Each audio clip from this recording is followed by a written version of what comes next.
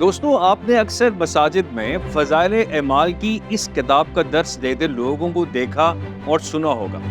کبھی آپ نے سوچا کہ دعوت و تبلیغ کے کام سے جڑے یہ لوگ اپنا گھر چھوڑ کر مساجد میں کیوں رہ رہے ہوتے ہیں؟ تبلیغی جماعت کی شروعات کہاں سے ہوئی تھی اور اس جماعت نے کیسے کیسے لوگوں کو دین کے کام پر لگا دیا؟ آج کی ویڈیو میں ہم تبلیغی جماعت کو ڈیٹیل میں جاننے والے ہیں۔ میں ہوں ڈاکٹر عثمان حمید اور آپ دیکھ رہے ہیں میرا official YouTube channel. So let's start. یہ بات قریباً ایک صدی قبل کی ہے۔ ہندوستان پر تاج برطانیہ کا سکہ چلتا تھا۔ ایسے میں اتر پردیش کے ضلع مظفر نگر کے ایک چھوٹے سے گاؤں کاندلہ میں رہتے ہوئے مولانا الیاس ہمیشہ فکر مند رہتے کہ ہم تو بس نام کے مسلمان ہیں۔ آخر ایسا کیا طریقہ اپنایا جائے کہ ہمارے لوگ دنیا داری میں رہتے ہوئے پریکٹیکل مسلمان بن جائے۔ مولانا الیاس کا تعلق راجپوتوں کی مشہور قوم میو سے تھا اور وہ اپنے زمانے کے مشہور عالم دین مولانا اشرف علی تھانوی کے ہم عصر تھے۔ کتابوں کا مطالعہ کریں تو معلوم ہوگا کہ تبلیغی جماعت کا آغاز 1926 میں دارالحکومت دہلی سے 50 کلومیٹر فاصلے پر واقع میوات کے علاقے میں ہوا۔ میو مسلم کمیونٹی سے شروع ہونے والی یہ غیر سیاسی تحریک آج کے وقت میں دنیا کے 200 ممالک میں کام کر رہی ہے۔ ایک محتاط اندازے کے مطابق اس کام سے 8 سے 10 کروڑ کے قریب افراد منسلک ہیں۔ مولانا الیاس کاندلوی نے دعوت و تبلیغ کو اپنا مشن بنایا ہوا تھا۔ ان دنوں انہوں نے دہلی کے قریب واقع نظام الدین کے علاقے کو اپنا مرکز بنایا اور یہاں کی بنگلہ والی مسجد سے منظم انداز میں کام ہونے لگا۔ بتایا جاتا ہے کہ سالہ سال کی محنت کے بعد تبلیغی جماعت کا پہلا اجتماع 1941 میں ہوا، جس میں لگ بھگ 25,000 لوگوں نے شرکت کی تھی۔ چند برس بعد ہندوستان تقسیم ہو گیا، لیکن اس وقت تک مولانا الیاس کا لگایا ہوا یہ پودا اپنی جڑیں مضبوط کر چکا تھا۔ آزادی کے بعد سے تبلیغی جماعت کا کام 3 مختلف حصوں میں بڑھ گیا۔ انڈیا میں مرکز دہلی کا نظام الدین ہی تھا، مشرقی پاکستان میں ڈھاکہ اور مغربی پاکستان میں لاہور کے قریب رائے کو تبلیغی جماعت کا مرکز بنایا گیا۔ تبلیغی جماعت بنیادی طور پر اسلام کے 6 اصولوں پر گامزن ہے، جس میں کلمہ، نماز، علم و ذکر، اکرام مسلم، اخلاص نیت اور دعوت و تبلیغ شامل ہے۔ اس تحریک کا موٹو صرف ایک ہے کہ دنیا کے تمام مسلمان 100% اللہ کے احکامات اور پیغمبر اسلام کے طریقوں کے مطابق زندگی گزارنے والے بن جائیں۔ تبلیغ میں جانے کے لیے کم از کم 3 دن درکار ہوتے ہیں، جسے عام اصطلاح میں سہ روزہ کہا جاتا ہے۔ اسی طرح سے چلہ یعنی 40 دن، پھر 4 مہینے، 1 سال کے لیے بھی لوگ گھر والوں کو الوداع کہہ کر ملک یا ملک سے باہر تبلیغ کے لیے جاتے ہیں۔ تبلیغی جماعت کے بانی حضرت مولانا محمد الیاس کاندلوی کی وفات 1944 میں ہوئی اور وہ نظام الدین دہلی میں ہی سپرد خاک کر دیے گئے۔ ان کے بعد تبلیغی جماعت کی عمارت ان کے اکلوتے صاحبزادے مولانا محمد یوسف کو ملی۔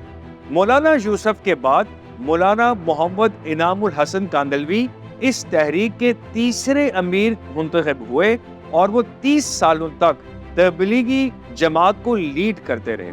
سال 1995 میں مولانا انعام الحسن کی وفات کے بعد آج کے دن تک تبلیغی جماعت کا کوئی امیر نہیں ہے، بلکہ اس کے متبادل کے طور پر عالمی شورا بنائی گئی ہے، جس میں چند گنے چنے علماء کو شامل کیا جاتا ہے۔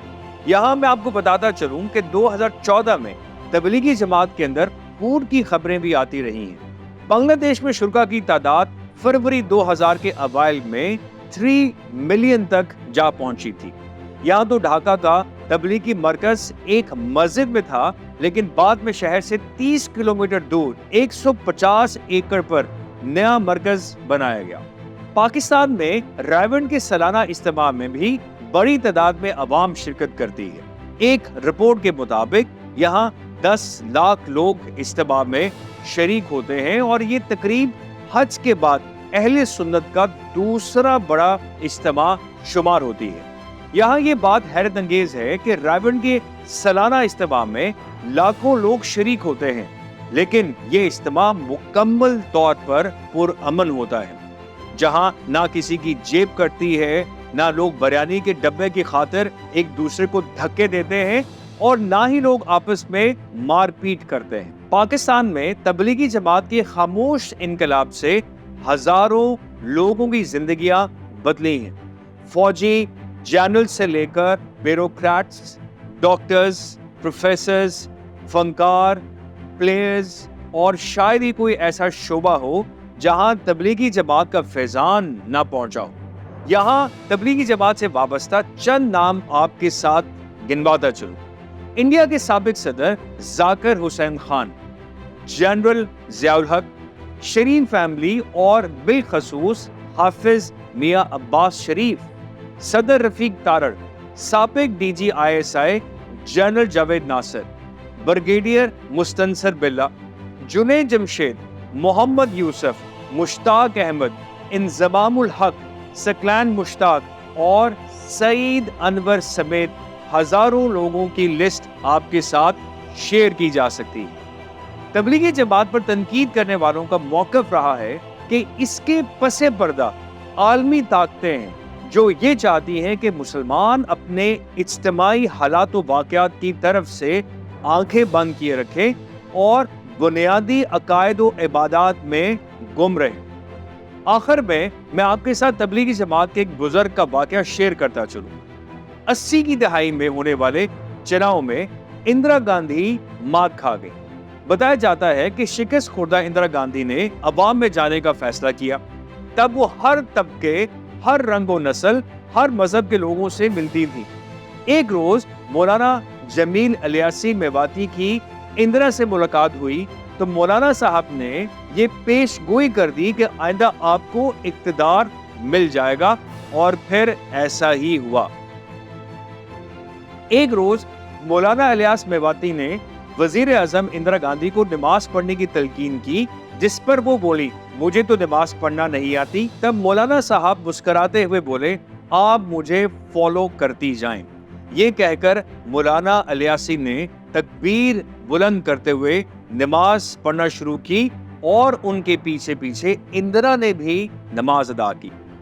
उम्मीद है आपको मेरी आज की काविश पसंद आई होगी। अपनी कीमती राय दें, इस वीडियो को अपने लाइक माइंडेड लोगों के साथ शेयर करना मत भूलिएगा। अपना ख्याल रखें और मुझे दुआओं में याद रखें। अल्लाह हाफिज।